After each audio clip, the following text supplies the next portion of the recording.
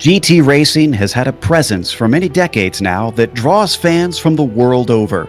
It's a presence that washes over everything like a wave of red. With a fervor like few other marquees can elicit, Ferrari has built a following so devoted that they have their own nickname, the Tifosi. And with today's race taking place on home turf here in Italy, the pressure is on for every driver adorning the badge of the prancing horse. We'll see if any of them can stand up to the dominance of the Porsches as we get ready to watch Round 7 of the Precision Racing League's American iRacing Tuesday series. And we'll see it all live here on the Global SimRacing Channel. Hi, I'm Joe Peak, and with me in the booth is Taylor Burris. Behind the scenes is our director, Sean Ambrose, and he's using cameras provided by Ducky Beard. Taylor, what a historical track for the series to visit. It's hard not to get washed up in the love of racing at a track like this. It most certainly is not. And hello everyone, welcome to Autodromo Enzo di Ferrari, or Imola. This 3-mile, 4.9 kilometer, 17 course was opened in 1953, the former home of the San Marino Grand Prix. In 1980, it actually hosted the 50th running of the Italian Grand Prix, won by Nelson Piquet. Over the years, the track has been through many improvements for both safety, for drivers and fans alike, as racing still continues to this very day, with the European Le Mans Series being one of the marquee events of this event. The key thing we're going to be watching tonight is the many different chicanes that this track has to offer, from the Tamburello, the Villeneuve, and the Alta chicanes. Drivers will be using this as an advantage to set up passing opportunities and defend positions, so we'll have to keep an eye on our drivers as they make their moves or even make mistakes throughout the race. To give you, the viewer, a chance to see what's going on through our drivers tonight, let's take you for a GSRC lap guide.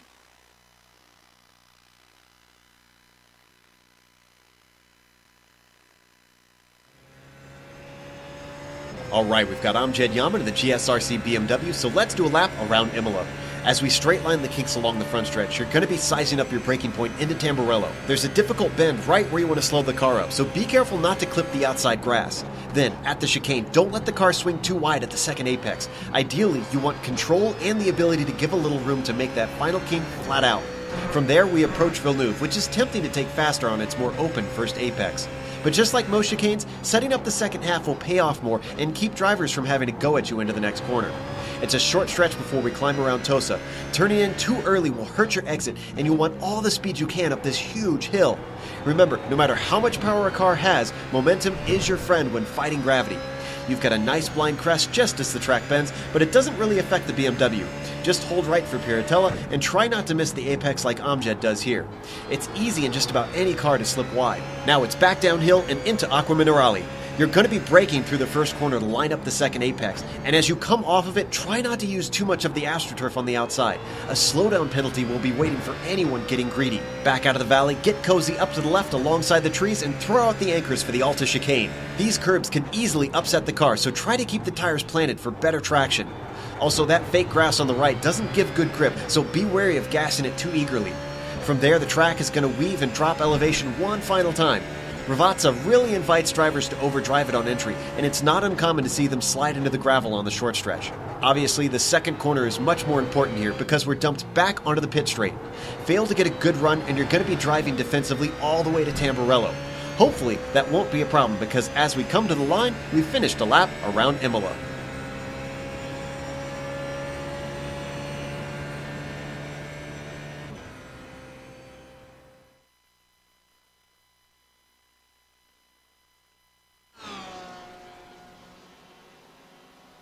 There you see a lap here around Imola, and before we go to some of our details about what's been happening in this championship, we want to mention this race is sponsored by Apex Button Boxes, and if you would like to check them out, we have a link in the description to their Facebook page.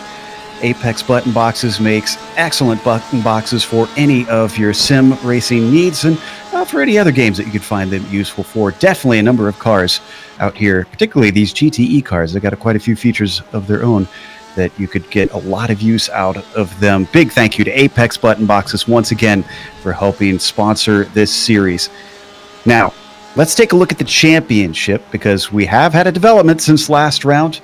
Ben Perez has now taken over the top of the points by 7 over Christian Eisler. And if you weren't watching last week and missed it, they are now even on wins, 3-3 between them. So things very tight, but it is now swinging in the favor of the American. Pinto's been very consistent throughout the season. He does have 3 podiums or 3 second places, we should say. So it's kind of a matter of time before we see Daniel up at the top, we feel like. If he's just in the right place at the right time. Cameron Barry and Juan Manuel Landini round out the top 5, with Manuel Landini just jumping up onto our graphics. Now let's go to the Constructors Championship, the Teams Championship, I should say. Taylor, what are we looking at? Well, looking at it right now at the moment, no changes for the top 3, as Team Bushfink Racing still holds an 11-point lead over SDS Racing Onyx. HJ Motorsports is still holding on with a 92 points behind the points lead. But Sailors Racing Team, with Pinto and Paus, gained a position now over the Ferrari Apex Button Box team. So it looks like a little bit of a change for the position in the team standings. And if you haven't watched one of these races before, let's get you up to speed. So race details today will include a 45-minute race, and this is round 7 of 10 that they are working on. They take a little bit of a break other than just the week 13, and they try to come back each season for this one. And there you see the 3 makes of cars that they use. These are GTE cars, so basically what you see at Le Mans running, and the Porsche, the Ferrari, the Ford GT are those 3. The cars are open setup, which means that they can tweak them to how they please, but the fuel is limited to lower than what the real cars can use, which means you will expect 1 pit stop today. The incident cap you see there means that a driver will be disqualified if they have 30 incidents or more, and that includes going off track, running into a wall, another car, or spinning. And you got to keep that car safe anyways, because there are no fast repairs, no free car waiting in the pits if you damage it. Taking a look at the qualifying, at the moment, the biggest surprise I'm seeing is Pinto has suddenly jumped up to the pole. Clank, who was not looking good in practice, you were noting that earlier, Taylor, has suddenly found some speed, because he's less than a tenth behind our pole sitter. Yeah, looking at Clank, it looks like they found something in practice, maybe to make that adjustment for qualifying. But the biggest surprise I'm looking at is that number 23 of William Whalen. He's a newcomer to this series, so it's definitely going to be interesting to see how he can come through the field. Along with Britos from last week, and another driver I'm going to be keeping an eye on tonight is Tanani. So those 3 drivers I want to be watching tonight. If you're wondering where Perez is, currently all the way down in 5th, but he's only had 2 timed laps, 39.1 being his fastest at the moment. However, he is ahead of his main championship rival, Christian Eisler, but by a single position. Christian currently sitting in 6th. Another newcomer that has shown very well. Last race was his first one, Facundo Britos, starting in 4th. So we see this effect a lot on GSRC here, Taylor, where once we start broadcasting a series, suddenly talent just starts to stream in when they see they can get attention here. Yeah, it's pretty interesting how week after week we're starting to see these new drivers come into the series and think that they have the opportunity to show their talents, and a lot of these newcomers are definitely showing that they have the talent to go toe-to-toe with our front runners in here in the Precision Racing League. And we have a new pole sitter, Tononi.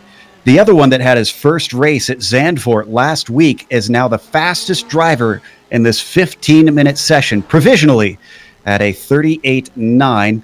He goes off there at Villeneuve, so he's going to have to take a toe back. He got a couple more chances for laps, still only halfway through this run. And Pinto's got to catch him by about 3/100ths of a second. It is ever so tight up at the top. Yeah, looking at Tononi's lap times, it's very close in the qualifying run. But looking at his practice times, he did set a very good practice lap for race run. Almost a tenth faster, a little over a tenth faster than the second place of William Whalen. So Tononi is definitely looking forward to running this race tonight here at Imola. We're watching Ben Perez. His last lap didn't count yet again. He's had a number of them where he must have had an off somewhere. And that brings us to what you talked about in the intro, the chicanes of this place. Those are probably where we most commonly see those offs happen, Taylor. But the other thing I worry about with that is they've got some pretty serious curbs on the insides of some of these corners. Do you think damage is a concern for the drivers?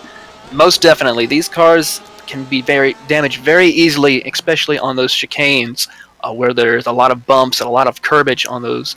So a wrong place, or the car gets too much air and hits the ground a little bit too hard, that will cause some damage, maybe to the splitter, or even worse, to the nose of the car if you place it in the wrong spot. So we're going to have to keep an eye on some of the noses of a lot of these Porsches and Ferraris, because they're just so low down to the ground, trying to get as much downforce for these cars. There's Galaz coming across. Is he going to improve his time? Yes, he does. And he is going to be staying in 26, however. Ben Perez is now coming across the line. Let's see what this lap is going to be. A 39.1, which is, wow, 100th faster than his previous one, so he does not improve his position. Still sitting in 6. Now down to 4 minutes to go. Just over, actually just under 100 seconds for these laps. So starting to run out of chances. In fact, if he has an off, or if he damages the car here and has to start back from the pits, I would think, Taylor, he's only got time for one more timed lap. Yeah, one lap is all you got now, so this is the time for you drivers to get out there, run the best line you can through this track, and hopefully you get a good qualifying attempt, because starting up towards the front will be important. As Landini is now getting ready to cross the line, let's see if he improves. Yes, he does. 19th to 9th, 15th to 9th. Really good run. 39.8 for him. Oh, and I think I just was at Overbay moving up. Someone just jumped positions. Oh, no, it was Eisler. Eisler just put in a stonky lap at a 39 flat. And yet, incredibly, he is still sitting in 5th. These drivers have turned the wick up. Tononi, Pinto, Clank, Whalen. None of these drivers have won yet this season. Whalen, naturally, since this is his first race, as we ride on board with Eisler now, I think we're seeing some guys ready to try and move the tide in their favor away from the two drivers that have basically been hogging the limelight. Well, it was 7 races completed and 10 more, only 3 more races left. The time is now to start proving yourselves and getting ready for the new season up ahead, and also showing that these championship contenders will have some competition. So I think this is the time to start showing that there's other drivers who are wanting to take the top spot. The Virginia's driver, Alexander Clank, not setting a faster lap, sitting at a 39 flat for the moment. Thomas Ellison coming across, and I didn't quite catch if he improved here. Looks like he did not. 2 minutes left.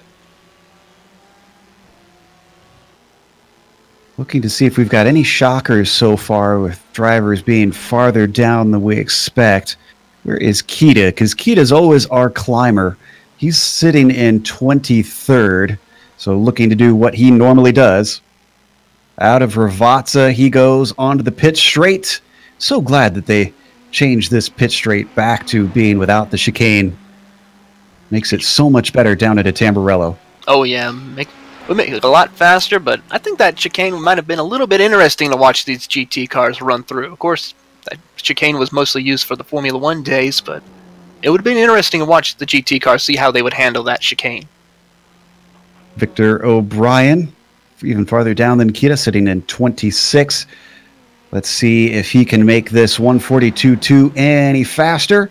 Across the line for him on what it will be his 7th qualifying lap. He does not, a 144.3, and it looks like he's going to call it a day on that one as he pulls to a halt. Going over to Landini now, down into 10th. And this looks like a very slow lap. This is going to be his last opportunity. It's less than a minute left. Everybody who's crossing the line now is effectively on their final flying lap.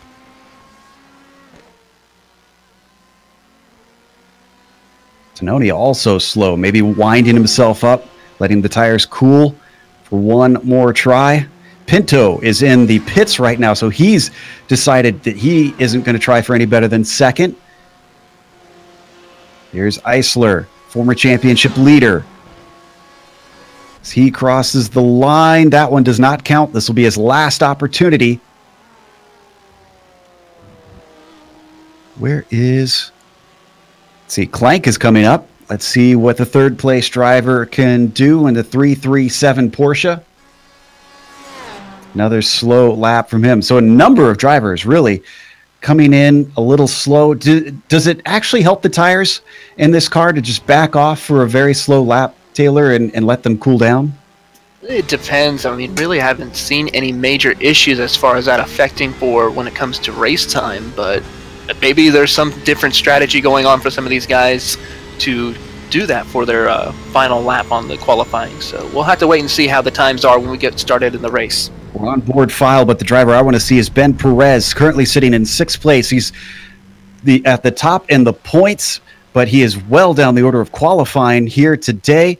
39 flat does not improve, so that means 6 is the best that he can do. William Whalen now coming to the line. His final lap sits in 4th on the timing sheets in that highlighter yellow car, as our director liked to call it, and he also does not go any faster. Last of the Matthew Fraley coming across the line, but we got a couple other cars coming up. Oh, and one of them spins. That's Gary Schilling, so he's done.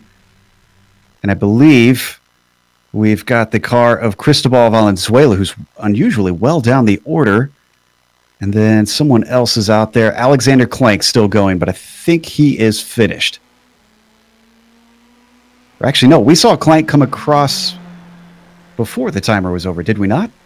Yeah, he had a slow one, so this is it. And also not able to make himself any faster. So a little bit of a damp squib for the end of our qualifying. Not really any shakeups, but that brings us to our starting grid. So let's go to our timing and scoring graphic. On the pole, in only his second race, Juan Pablo Tononi. Let's see if he can make a splash out there. Daniel Pinto has been trying since the start of the season. We've mentioned how many times he's come so close. Let's see if he can move up one spot in the race from second. Alexander Klank will start row 2 and 3rd, with newcomer William Whalen starting in 4th. His very first race looking promising. Christian Eisler starting 5th, just ahead of his rival. That's good news for him. Ben Perez, who starts in 6th. Facundo Britos will be in 7th. Michael Overbay starts P8. He's followed by Cameron Barry in 9th, and row 5 is completed by Juan Manuel Landini. Taylor? Starting in the 11th position will be Sebastian Maciera, followed by Aaron Thacker in the 12th position. Eric Luke will start in the 13th position, followed by Pete Mabroten in 14th. Thomas Ellison will come in the 15th position, starting position. Gilman DuPont will start in 16th, Justin Hall 17th, Lucio Vargas will start in the 18th position, Matthew Fraley in 19th, and Richie Pittenger rounds out your top 20. 21st will be Karsten Quint, and Cristobal Valenzuela did manage to get himself up there to 22nd. Mark File starts 23rd in that 777 machine. Takeshi Kita will be 24th. Moises Lobato is in P25 at the drop of the green, with Sean Kenyon at 26.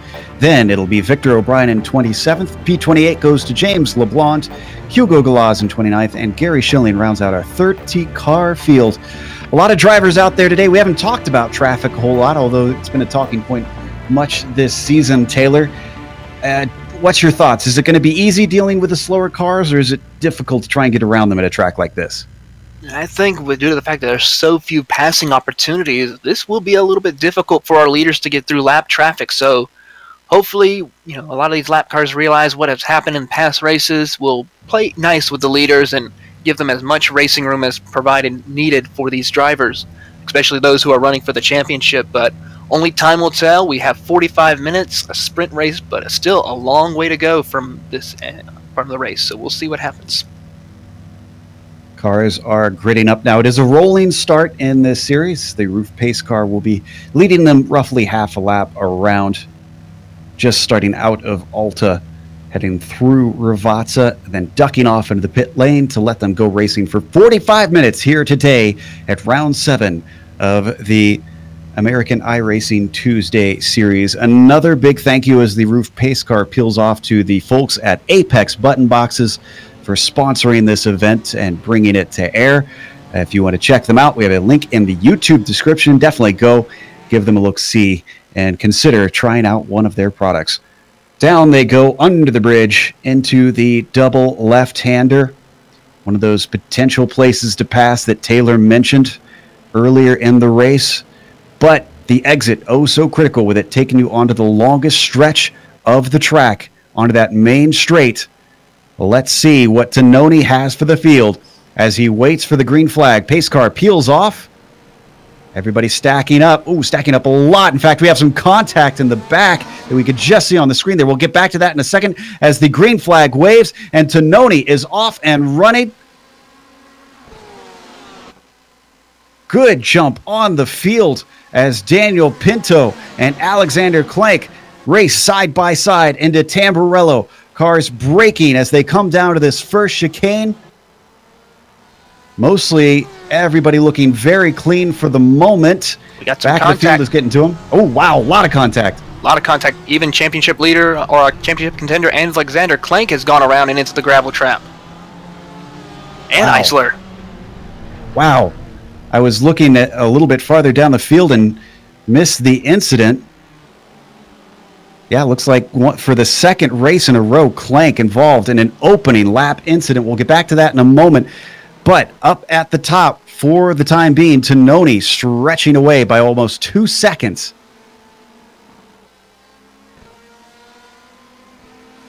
Ben Perez giving chase.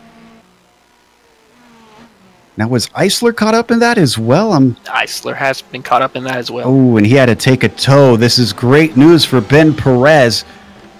Could take a huge chunk away from Christian Eisler in this round if he can finish up top where he is right now sitting on the podium. Looking down on pit road, the top of three heavy hitter drivers, Whalen, Klenk, and Eisler all on pit road. So disastrous start for these guys. Hopefully they can get back out on track soon. Don't need to go to it, but Thomas Ellison also had a little offs completely separate. So he's towed the car. Not sure exactly what kicked that off, but they flashed by him. Tononi leading our first lap in that Ferrari. Excuse me, no, he is in a Porsche. Like we were talking about for the chicanes, Tamburello is a very difficult corner to get the power down on. And as we saw what happened, people making contact and making those mistakes. So let's take a look at that replay. Let's see which one we're going to here, because I know we had the incident before.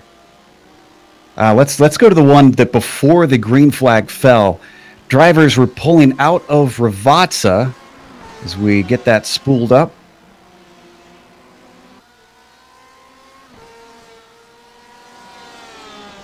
All right, looks like we've got that one together. So pace car leading them down, and I'm trying to figure out which car this was, actually. It was, I think Justin Hall. It was one of the HJ cars, HJ Motorsports. And you can see they're trying to catch up to the cars ahead, and as one car gets very slow, the others slow up even worse. Yeah, oh boy, Justin gets booted off by, I think that's one of the Fluffy Kitty Ninja cars there, one of the Porsches that got into him. We're going to watch it one more time before we get to the replay. We're not missing much out on track because of that incident. It's spread out the top of the field. As we're going to come back live. I'm not wondering if we have that other incident bookmarked, though, the one that took out a bunch of the field. Let's take a look at that. Again, there's not a whole lot of action going on, so because this is a very important development here, Taylor, of what happened between Pinto and Klenk. You have to think. Let's see. I didn't catch who exactly, if either car was necessarily at fault, but Klenk now 2 for 2 for these incidents. Do you think maybe he's going to get a talking to from the stewards after this? It's a possibility. Let's take a look as he gets on the replay. Klenk, it makes a really clean pass, but just is not cleared almost with Pinto, but then just gets loose coming out of Tremblay. So it's a pretty close call. We would like to get on board to see if that happens, see what the car was doing through that chicane. All right, we're going to get an onboard here. with Clank to see if we can get a feel for what's happening from his perspective. I'd say there was some contact between him and Pinto, it looks like, at least, the way that car just jerked around. Yeah, really small, minute contact, and that's all it had to take to send, you know, and look at all the carnage on the onboard, what was going on. So yeah, it was a chain reaction. Affected a lot of drivers tonight, and I just got word Alexander Clank and Matthew Fraley have took it behind the wall. They are done for the night. Also, Facundo Britos has taken his stop, and I'm seeing if this is scheduled or not. They can... actually, no, this wouldn't be scheduled. This is way too early. So what happened to Facundo? Looking back to see if he has any sort of incident or damage, and I'm not finding anything for the moment. Very bizarre. Could be a miscommunication, possibly? Might be. He does have some damage on the right front, but we can't figure out what exactly caused it. Let's go up to Daniel Pinto, though. He did survive that contact. He's sitting in second, and he has Ben Perez right on his bumper.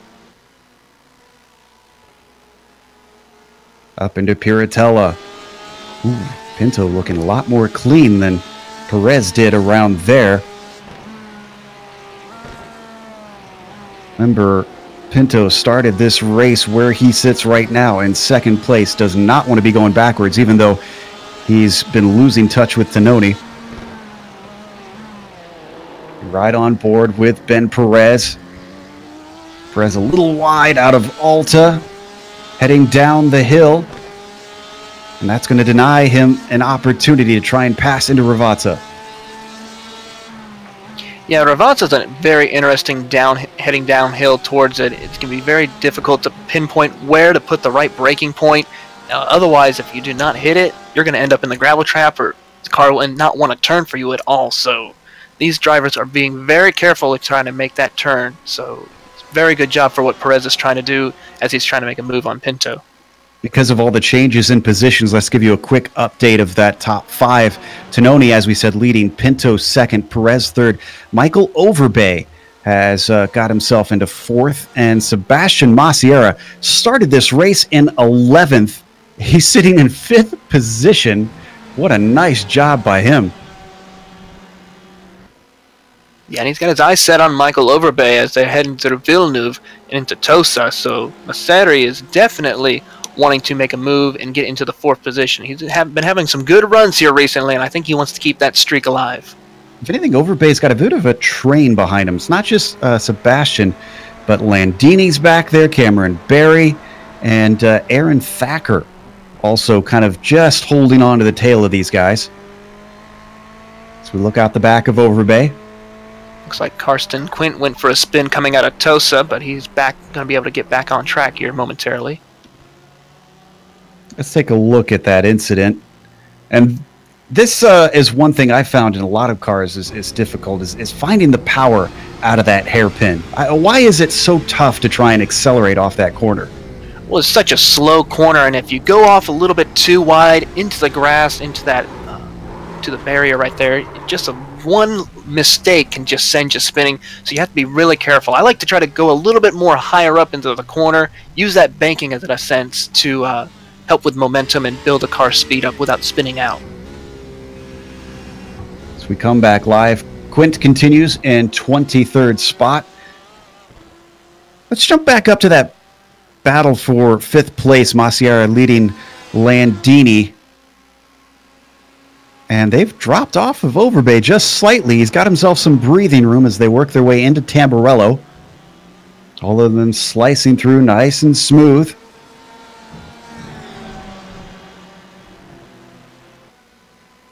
Well, we're almost 10 minutes into this race already. Oh, big mistake from Masiera. Masiera goes off, and he's going to hand over not just one, not just two, but 3 positions, but he makes contact with Aaron Thacker, and Thacker clatters into the wall. Let's get a replay of that. That was not what Thacker was hoping for. Looks like he just Masiera just was not clear, didn't notice and pay attention that Thacker was coming on him real quickly, and just joined the track too soon. Yeah, I almost put it as a little bit of a racing incident, though. You know, Thacker could have seen him coming, essentially, and probably could have pulled over a little to make sure that he had some leeway. But hard to put blame on either driver, I think, on this one, as Thacker now, as we come back live, we'll believe, are we? Yes, we're back live now. There we go. For a second there, I was looking at his side-by-side battle with Vargas afterwards. But he is able to continue in 9th position. Oh, and something happened to Tononi. Tononi is out of the lead. He's down into 3rd.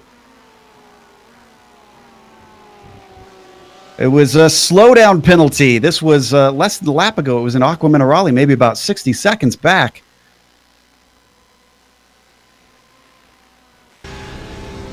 While we were watching what happened with Thacker, this was going on. He was being chased down by Pinto. We should point out, I said he was running away, but that was not entirely true. Yeah, if we jump back just about 20 more seconds, we could catch it here on this replay.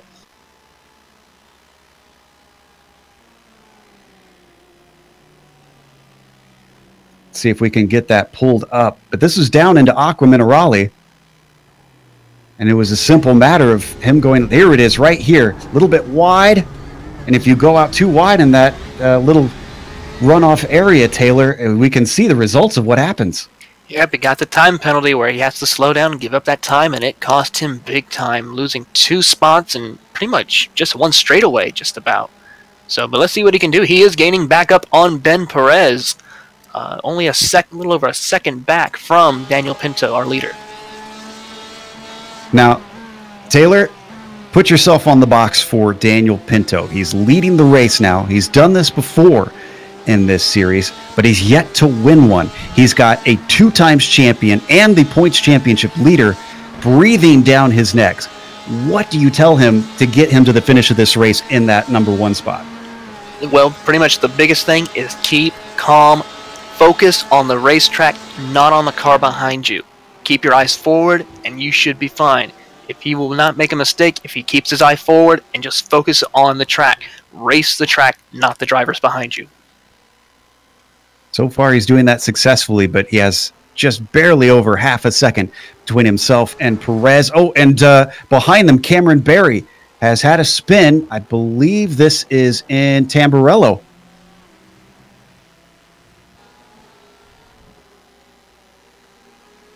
Narrowly avoided by a few cars there. Sebastian Masiera and Landini are going to squeak through. You're going to see driver error here for the Bushfink Ferrari. Tail end goes around, and just as the smoke clears, cars zip through. Looks like we got another time penalty as Pinto is just slowing down a little bit, giving Ben Perez the lead now. Checking real quick. Yeah, that was that a time penalty? Yeah, looked like it might have been. If not, just simply a bad exit out of Aqua Minerale. So, unfortunately, Pinto not able to focus on the track ahead. Let's see if he can stay with him, though. From here, I would think pace is the all-important thing for Daniel. Pretty much, as well as making sure he does not go out of bounds. And it seems like Minerale will be that corner where people might be going out of bounds and having trouble keeping the car on that track. So let's see if Perez is able to focus and keep the car on track.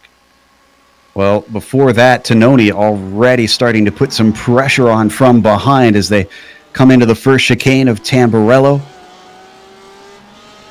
And up towards Villeneuve. Looking much better for Daniel as that Porsche found the power very nicely and he extended a gap. Got real loose going through Villeneuve though, but he was able to recover as he goes through Tosa. Nice smooth run through there, but it looks like Tononi had a good run, so he is closing in. He's trying all he can. You talked about the difficulty in passing around here. We saw that last week at Zandvoort as well. Drivers really need to get a little bit creative, a little bit aggressive, but so far Nothing really argy-bargy that we've seen as far as passing goes, although once again, coming in way hot into Aqua Minerale. Looks like Pinto avoided the slowdown, but now Tononi seeing a couple of times that he is struggling through that double right-hander, closes in bit by bit. I'm watching the battle now between Landini and Masiera as they go through Alta chicanes. It's been closing up quite well. Masiera has been just slowly but surely making the right marks to close in on Landini, so he's moving into the top 5 pretty soon if he keeps it up. And remember, Sebastian had that off and contact in Villeneuve. So this is pretty good for him to already be back up here and fighting to try and get into this position. Behind them, it's also incredibly close between Thacker and Luke for 7th position.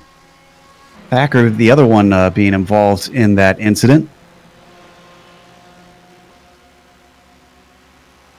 Looking at Thacker's car right now, there's just a little bit of nose damage, so nothing too major. Little wing damage as well, so it's going to affect the aerodynamics of the car a little bit, but for most part, he seems like he's got a pretty competitive car. Which is a bit of a relief. Like we said, no spare cars in this series. You've got to come in and get damage repair, which will make your stop all the longer. Is a way wide into the second apex of Villeneuve. Aaron Thacker, unfortunately, losing out on the time that he was desperately trying to gain. We haven't missed anything with the top 3. They stay just about as they were in terms of gap. But now, Taylor, we are within the pit window. Yes, we are. So it's going to be the time to see who's going to take that opportunity to pit early, go ahead and get the fuel they need to finish out the race, and who's going to be one of those latecomers to the pit road. So we'll definitely be keeping an eye on pit road tonight. P12, very much heating up. Kita trying to hold back Pete Mabroten. And remember, I mentioned how far back Kita qualified. Well, sitting in P12 is no mean feat and just about exactly what we keep expecting of him. Yeah, this is getting a little feisty. Kita's just all over the place, trying to keep Mabroten right behind him. Seen him get loose several times going through some of the chicanes and through Mineral. So he is really, as Mabroten puts the brakes down real too soon through Revaza. That's one of those points where you just can't put too much brakes and wait that long. Otherwise, you're going to end up like that, almost into the gravel trap. Well, while Mabroten makes a mistake, Thacker makes some redemption. He has gotten past Eric Luke and put that 816 into 7th position. There you see him on screen. Sounds like we got the replay spooled up. I haven't even seen where this took place.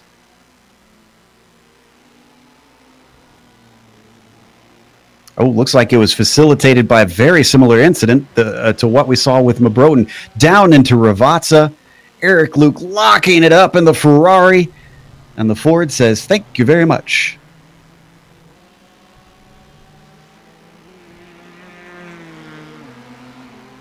Let's go up to the leaders. Sorry to interrupt there, but the 969 was pretty far back, but has reeled in Benjamin Perez quite a bit. It was as low as 0.3 of a second for a moment. Now it's gone back up to 0.6, but Perez not immune to a few mistakes here and there as he has to worry about the cars behind. Yes, he does. And it looks like watching Pinto as they went through Ravazza, he really put the power down late and was able to get through Ravazza nice and smoothly. So he's really been taking care of the car, taking care of the brakes really well, hitting his marks through the chicanes, through Trembuel, and really just smooth racing for him right now. Has a nice line going for him. Yep, working his way towards Alta here. The driver behind this, we should mention, Michael Overbay, who has just been having a calm race all by himself. Now, Landini's trying to catch him, sitting in 5th, and I have a feeling that that might actually come relatively soon, but he's got 4.5 seconds up.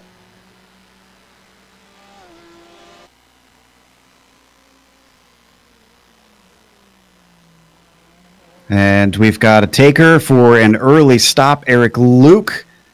Looks like the first scheduled stop that we're getting.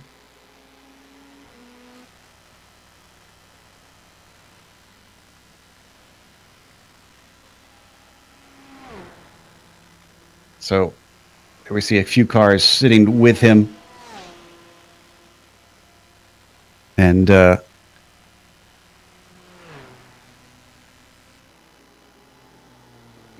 let's fast forward up to the leaders.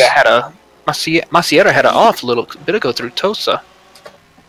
Or no, actually, that was he's having some trouble right now as they went through Alta. So it looks like through Mineral he had an off. Interesting stuff there. Well, right now we're watching Pinto, Perez, and Tononi. Excuse me, no longer really Perez, because Perez now almost a second ahead of Pinto. They work by the traffic of Eric Luke, who just exited from the pits. Oh, another mistake there from Pinto. There was a car at the side of the track. That was Richie Pittenger. We'll get back to that in a second. But no opportunity into Tosa for Tononi. Again, remember, this is Juan's second race in this series. Very clearly a fast driver, as right now he's looking at a podium and potentially a second place after putting it on pole. Oh, and Sebastian Maciera is in the pits. So is Lucio Vargas, who's actually coming out. So we stay on this, or we were on the battle for Pinto and Tononi.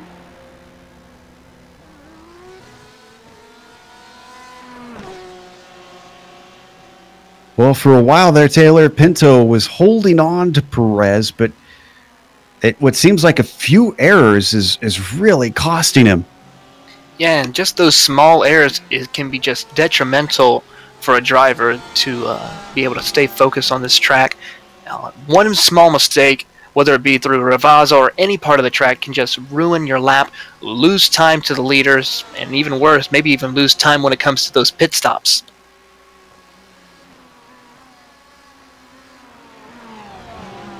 Oh, and Valenzuela and Mabroten having a bit of a battle. You remember Mabroten was the one who went off earlier on. So he's trying to make up for lost time. This is for 8th position. Wow. How about this for Valenzuela? Started 22nd, is in 8th, but I think he's going to get demoted. It looks like Mabroten is within the slipstream, Taylor. Yeah, using it to the advantage, going to try and slingshot, go to the inside. Valenzuela, though, tries to throw a bit of a pinch, though, on Mabroten. Really close call right there from Mabroten as they're now heading into Chambuela. And really just no way to make a passing opportunity. I want to take a second here. Yeah, Tamburello there. Tamburello. What was so funny was I was trying to go over that name all day today and nailing it, and now it's like, forget it, move on. Yeah, but Mabroten looked like he lifted on that straight. I think he didn't quite trust Valenzuela not to give him space there.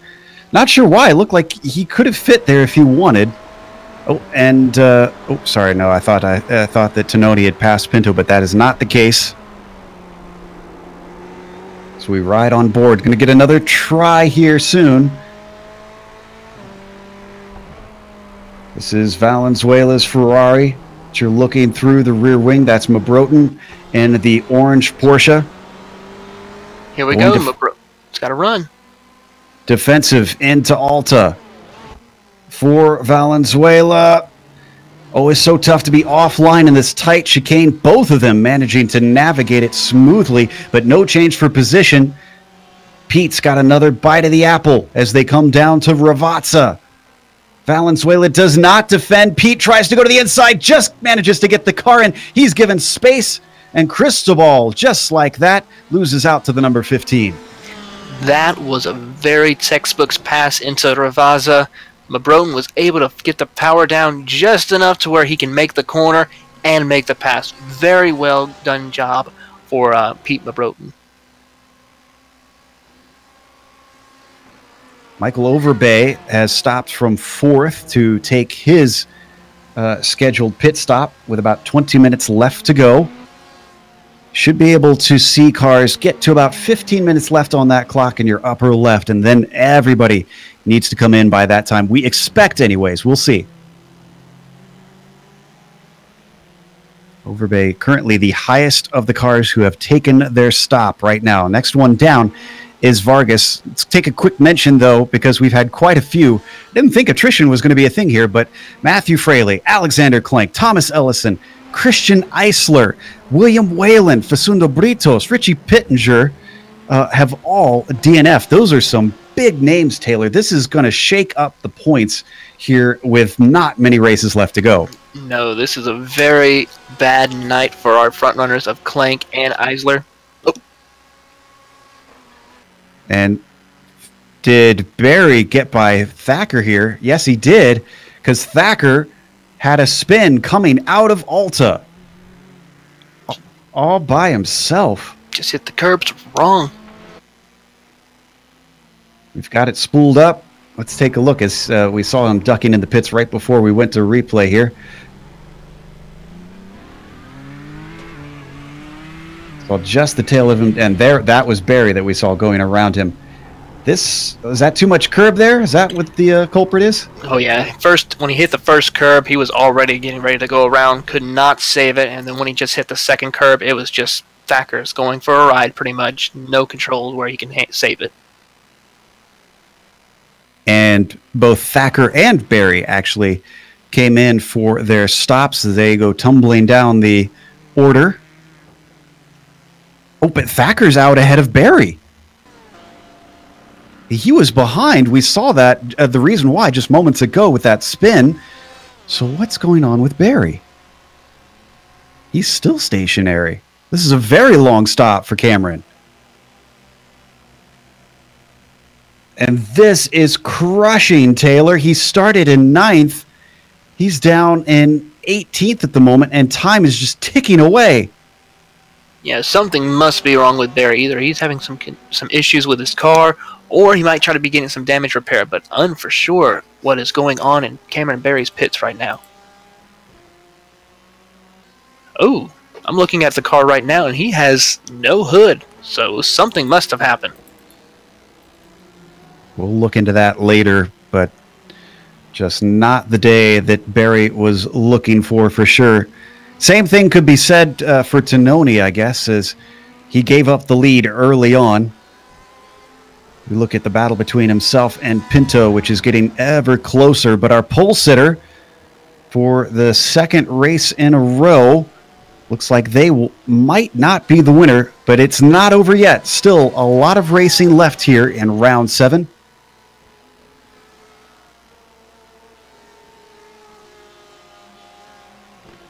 These guys have pulled a monstrous gap over the next car down. Landini, 19 seconds behind them. And then 23 seconds from 4th to 5th place, which is Pete Mabroten.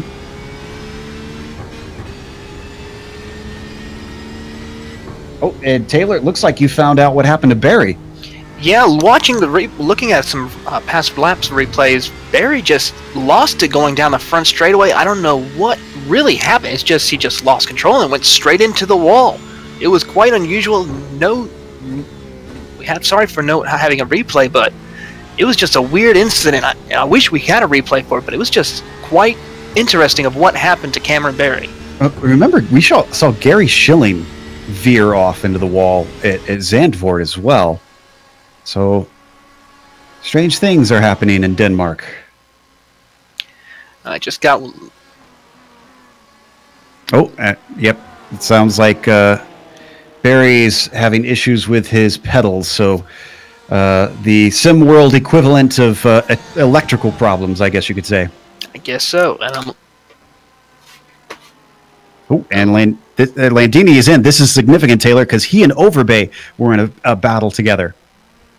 Yes, it is. Let's see if he's able to get a nice, fast pit stop and able to pull out when it's time for the next pit stops to go around. So it looks like Kenning is also coming off pit road, and I just noticed a few minutes ago that Eisler is back out on track, so he's going to try and go for at least as many points as he can gain now, as we're only a few minutes left in the race.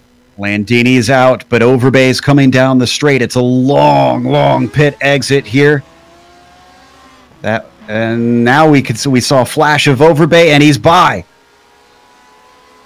Landini, when it all settles out, letting my timing and scoring try and get itself in order, I think he gained maybe a second, but it is not enough.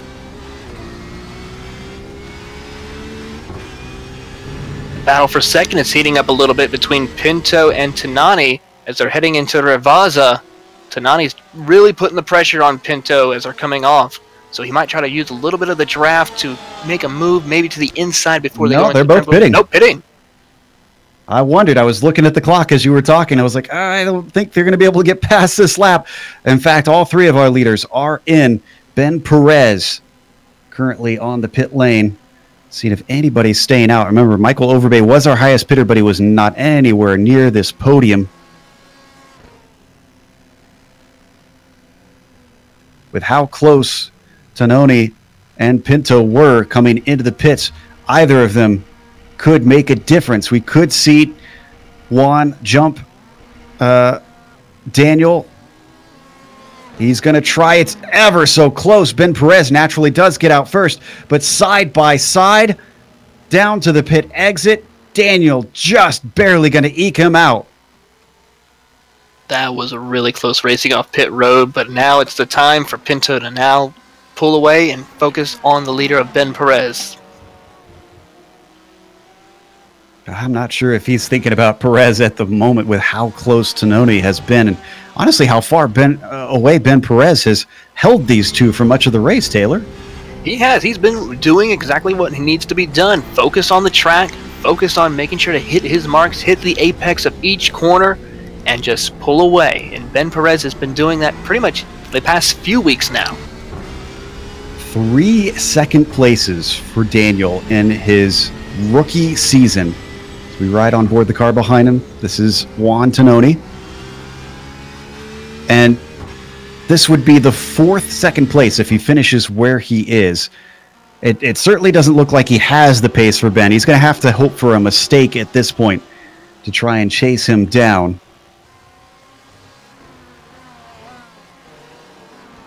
You have to wonder, when is Daniel Pinto going to have luck swing his way? We'll find out eventually, but battle for 9th, or for 8th position, Pete Mabroten and Guillaume Dupont close together. Mabroten has had quite a bit of screen time, Taylor.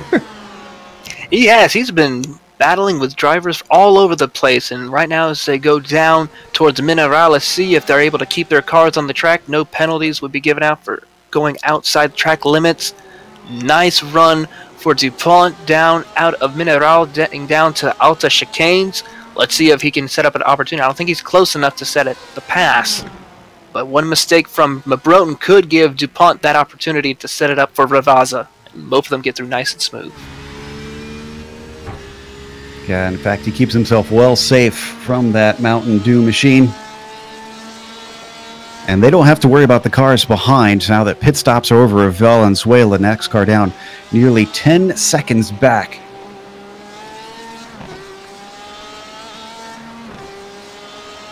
Man, I want to get more action to the mid-pack, but every time I look up, Tononi is within about 0.3 of a second, sometimes less than that, on the 969 of Pinto. With this being the farthest up battle we've got, I mean, we've got to keep the cameras up here. It looks like that Pinto got a little loose out of a key Mineral, so this might give Tononi the chance to make the opportunity pass through Alta, but I don't think he's going to be close enough. We also got some lap traffic up ahead for Ben Perez. It looks like Gary Schillings is coming up to be the next car to be put another lap down. Down into Ravaza one more time. No dive from Juan as he stays within the tire tracks and setting himself up for the exit. This could have been the move that he was looking for.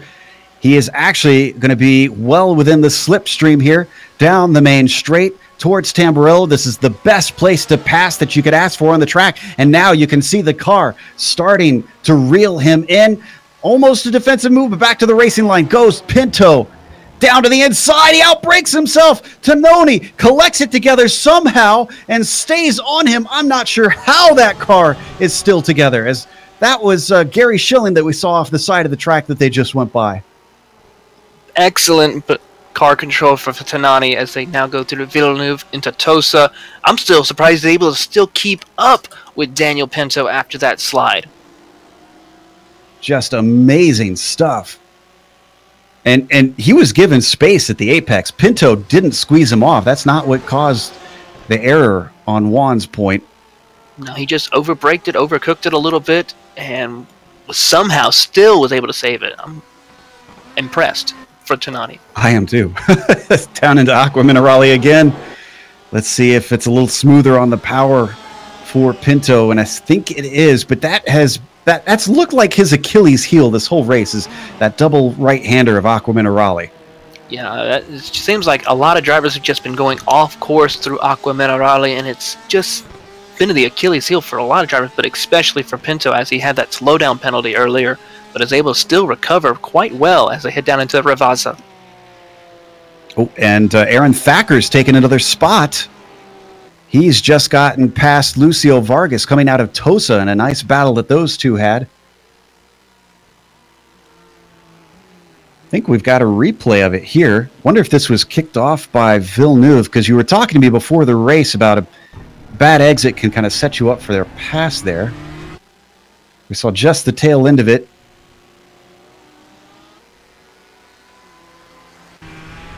Looks like actually it was coming out of Tosa that Lucio, yeah, you're going to see here, just goes off into the AstroTurf, can't get the power down.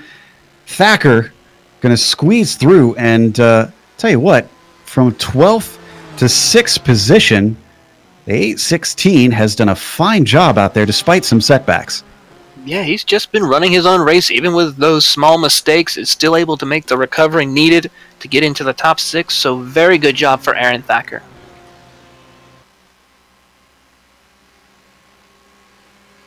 Looking through the field to see if we've got any other close battles in these dying moments. I understand that Quint is heading upwards. See what he's been up to. We really haven't showed a whole lot of Karsten Quint. Up to 17th. Not a heap of positions from where he started, but if I recall, if I'm looking at my notes, I think he had an incident a little bit earlier in the race. Yeah, he ran off and got loose out of Tosa, but he's got his eyes now set on Hugo Galaz as they head down into the Temperuela chicanes, and let's see if he's able to make up any ground. He makes a nice move through there and got a nice run off, so this will get him a good opportunity to set up as they head down to the Villeneuve chicanes. So hard to try and make a pass into Villeneuve, though, and Dooley Karsten's going to stay behind, but look how close he is coming up to Tosa. Defensive from Hugo Galaz. He's starting to feel a little threatened here. Off of the hairpin. Another good run from Karsten Quint. Can he make the pass into Piratella? He's going to give it a go. He's got his nose to the inside, but he lifts early up and over the crest. And no guts, no glory for the Sprite machine. Yeah, I liked how he diamonded the corner in Tosa and gave him a good run off as they headed towards Piratella. And it looks like he's going to have another opportunity as they head through Aqua Mineral. And no problem, still is not able to find the move to make the pass. But let's see what happens as they head to the Alta chicanes. Yeah, just not close. Oh, but I think he's going to get an opportunity. Hugo Galaz cuts Alta, having outbraked himself. He's trying to bleed it back in.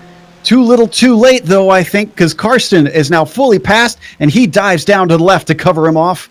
Back to the racing line he goes. Here comes Victor O'Brien, too. He's going to get into the mix as they head through Rivazza, and not able to get by Galaz and overtake, but that's making it quite exciting now between these three drivers. I kind of had half an eye on O'Brien as those two were tussling, wondering if he was going to get involved. And indeed, he is, because he's got a great run out of Rivazza.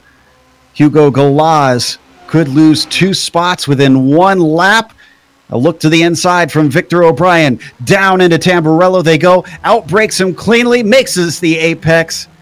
And the 0-2 of Victor O'Brien slots up into 17th.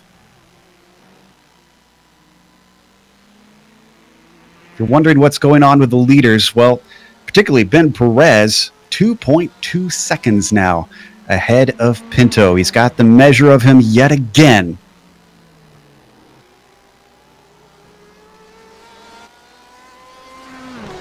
For all the bad luck that Perez endured at the start of this season, he has not let it faze him.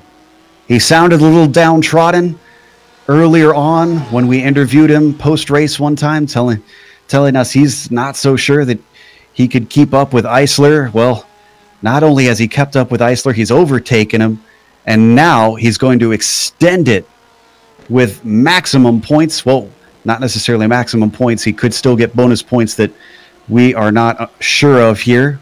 We'll get that information in the next round. Even still, he's doing everything he needs to do to make it a three-peat of championships.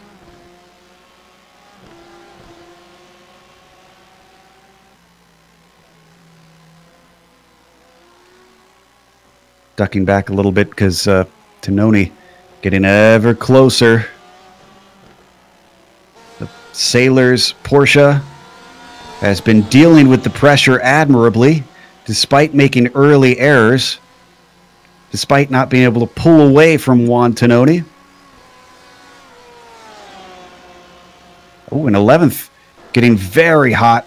Moises and Maciera. Oh, and around the outside, Sebastian trying maybe for an over-under. He looks for it, but can't quite get the power down. He still has a slight edge on momentum, it looks like. Lobato not going defensive, not chopping him off, stays on the racing line. And Piratella, the order still going to be Lobato 11th and Maciera 12th.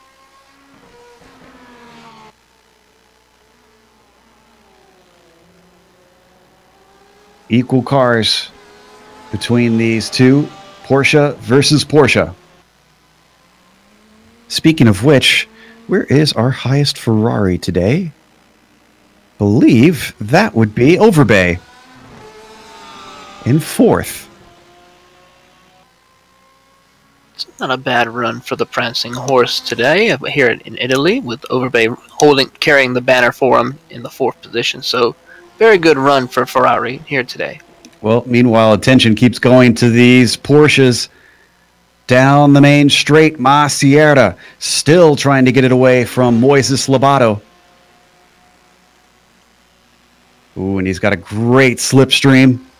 But it looks like Moises going to go defensive, stays to the inside. What has Sebastian got for him under braking? He's going to have to push hard. They look just about equal. And unfortunately, can't find the grip just off the racing line. So back to 12th he goes. Great battle between these two. It looks like Sebastian got a little bit of loose going out of Villeneuve. That made him lose a little bit of time, but still might be able to recover as they go into Tosa. I've been noticing some drivers have been diamonding that corner, and that's been helping them build that momentum to get a good run as they head towards Piratella. So I think a lot of drivers are picking up on that and diamonding Tosa a little bit more. We might want to take a glance at the 969 and the number 8 up in 2nd and 3rd. They've got traffic in their way, and Tononi getting very, very close. Hugo Galaz trying to pull out, and I think he dutifully is able to keep out of this tangle between 2nd and 3rd, trying to decide the podium. They're still losing ground on Ben Perez. Actually, they're holding station, I should say. It's still at about 2.2, 2.3. Coming off of Aqua Minerale one more time. Pinto manages to get the gas on smoothly. Tononi can't have a go at him, but more traffic up ahead. That's Mark File now that they're trying to squeeze by.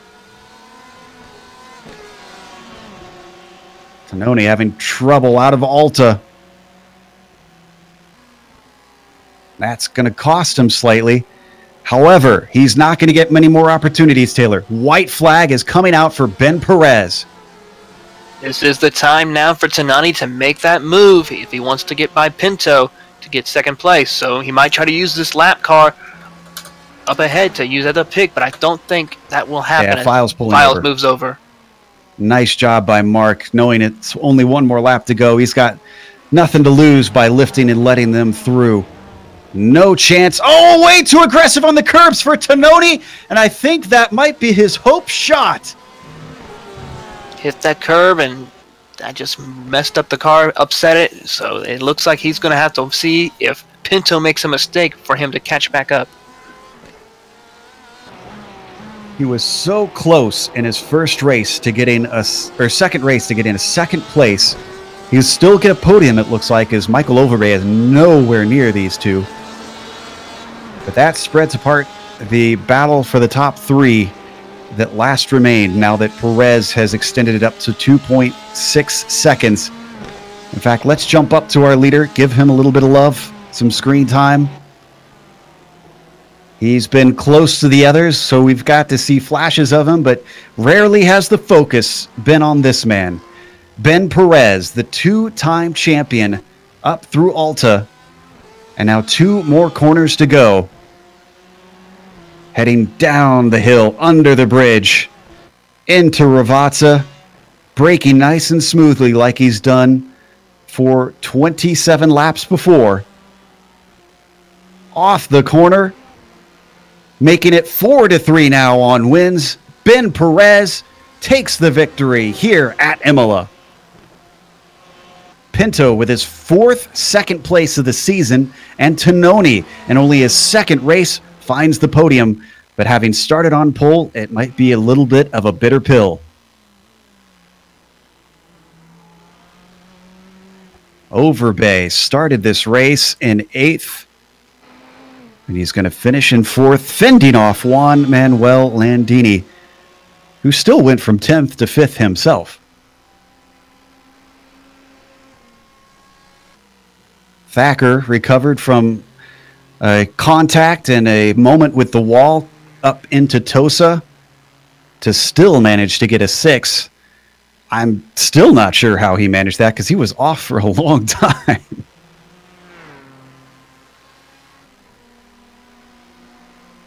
DuPont trying to chase Vargas home, but has to settle for 8th. How about Takeshi Kita? Boy, from 24th to 10th position. This really Ferrari has done the Tifosi proud. Yeah, he was very smooth. Didn't get in any trouble for the most part of the race, so excellent work by Kita. And it looks like we got a little bit of a battle as Luke is trying to catch up to Valenzuela as they go through Ravazza. Got the nice run through Ravazza for Luke. This is a battle for 13th between him and Cristobal Valenzuela, but I think Cristobal is going to be able to come away with that unlucky P13. Need to get somebody to be a qualifying coach for Takeshi Kita. He's clearly got pace, just needs to get buckled down on getting that 1-lap pace down. That's going to finish up our grid here as all the lead lap cars have now come across the line. We're going to go to break here on the Global Sim Racing Channel. We'll come back with the unofficial results as well as driver interviews. And on screen, you'll see all the upcoming races here on GSRC. Don't go away.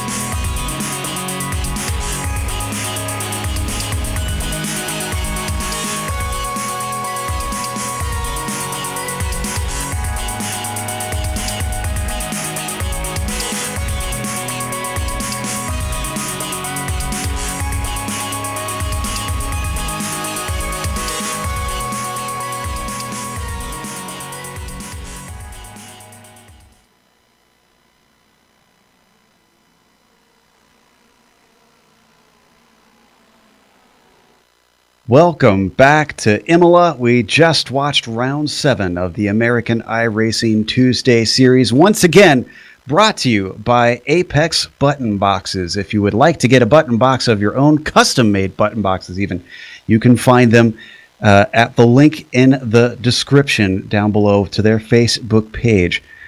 And being here in Italy, like an Italian plumber, Ben Perez stomped the competition and took that number 1 car to P1 for his 4th win of the season. Daniel Pinto also took his 4th second place of the season, continuing to help his fight for a potential championship, but he's going to have to start winning races if he wants to do that. Juan Pablo Tononi, though, is able to take a 3rd, a podium in only his 2nd race. Not a bad showing. Michael Overbay gets a 4th, although he is well back of the rest of the podium. And Juan Manuel Landini goes from 10th to 5th.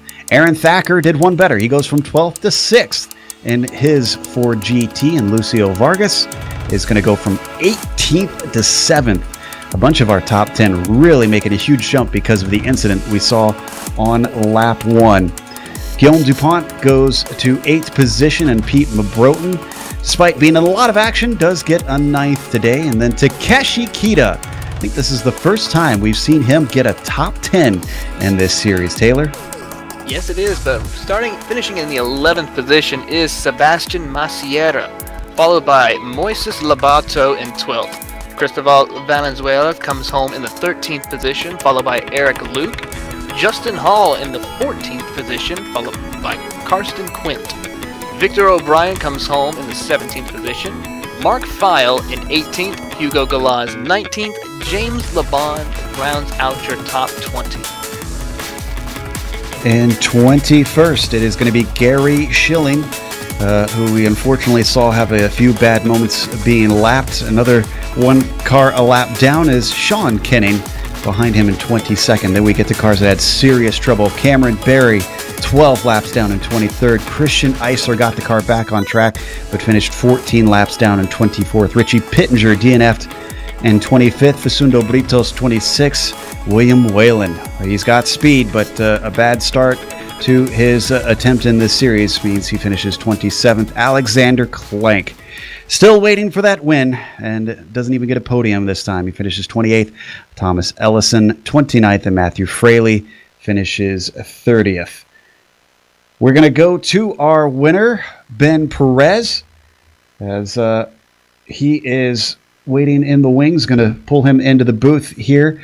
And Ben, well, the start of the season was all about your bad luck, but things have swung back your way. I asked the question in the last broadcast, do you believe in karma? Well, do you? I think I'm starting to. These past couple races, I don't know what's going on, but I'm getting some of Christian's luck, I guess. It really surprised me. I thought I was going to get caught up in that initial wreck. I managed to avoid it, not get into anybody, and I somehow pulled the win off, so I'm happy with that. Now, the gap did start to increase maybe about a third of the way through the race, and then it started to hold station just at that 2-second mark. Were you pacing yourself? Were you just managing the gap, or were you pushing the whole way to get away from Pinto? It was pretty hard for me to push. I would say I was kind of pacing myself, just trying not to spin or anything like that. Early on, when I first took the lead from them, I was pushing a bit to try and increase the gap. Once I saw it kind of stabilizing at around 2.5 seconds or so, I definitely was pacing myself. That last chicane, I can't remember the name of it, is extremely tricky in this Porsche. It doesn't handle those curves very well. Now, we've got some new talent who've come in, Tononi and Britos last round, and now we've got Whalen in here. All of them have shown incredible speed. Have you raced with any of them before? Is this your first time experiencing these new boys? It's my first time. I hadn't heard of them before, but it's good to see more and more competition. The series is definitely bringing in some of the top guys. Oh, that's for sure. You're having to earn this 3rd championship, but you're well on your way, extending the lead. Congratulations on your 4th win of the season. Thanks. That's Ben Perez, P1 at the checkered flag today.